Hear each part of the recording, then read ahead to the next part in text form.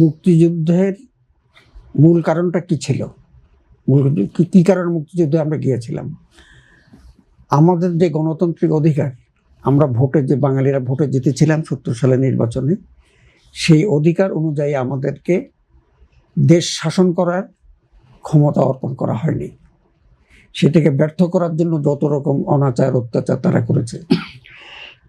এখন আমরা এই স্বাধীন মুক্ত দেশে যেতে, যে সরকারে আসেন তাদের কাছে আমাদের যেটা প্রত্যাশা থাকবে যে ওই অধিকারটা যেন তারা সবসময় সুরক্ষা দেন, অধিকারটা, সেই অধিকার থেকে দেশবাসী যাতে বঞ্চিত না হয় সেই ব্যবস্থা নেওয়া।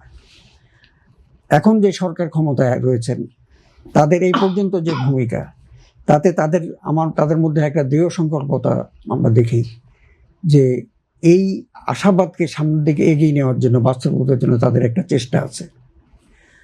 এই চেষ্টার আমি অন্যতম একটা ইতিবাচক দেখি আর কি। আমি আশাবাদী মানুষ, আমরা আপাতত কিছু দেখে অনেকে হতাশ হয়ে যায়।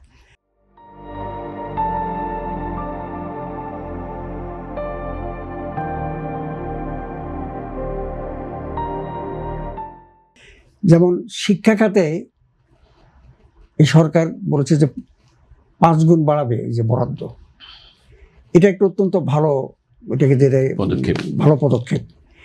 এই শিক্ষাটা শুধু আমরা MA BA পাস করবো এটা না, এই শিক্ষার মধ্যে যেন এটাও থাকে যে আমরা কিভাবে এই দেশকে স্বাধীন করেছি, কারা আমাদের এই স্বাধীনতাকে নস্যাৎ করার জন্য একটা ভূমিকা রেখেছিল, কারা এখনো ভূমিকা রাখছে, এদেরকে রুখে দেওয়ার জন্য আমাদের কি কি করণীয়, এই শিক্ষা ব্যবস্থা যেন এটাও থাকে।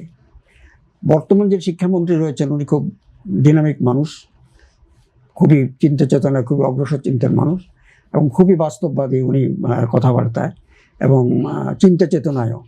তো আমি আশা করি যে তিনি নতুন প্রজন্মের যাতে মুক্তিযুদ্ধের সম্পর্কে একটা সুস্পষ্ট ধারণা পোষণ করতে পারে, সে যেন সেই শিক্ষা নিয়ে উদ্বুদ্ধ হতে পারে দেশের সার্বভৌমত্ব, দেশের উন্নয়ন, দেশকে সামনের দিকে এগিয়ে নিয়ে যাওয়ার যে ধারাবাহিকতা রক্ষা করা, সেই ব্যাপারে এই শিক্ষার কার্যক্রমের মধ্যে এটাকে কি বলে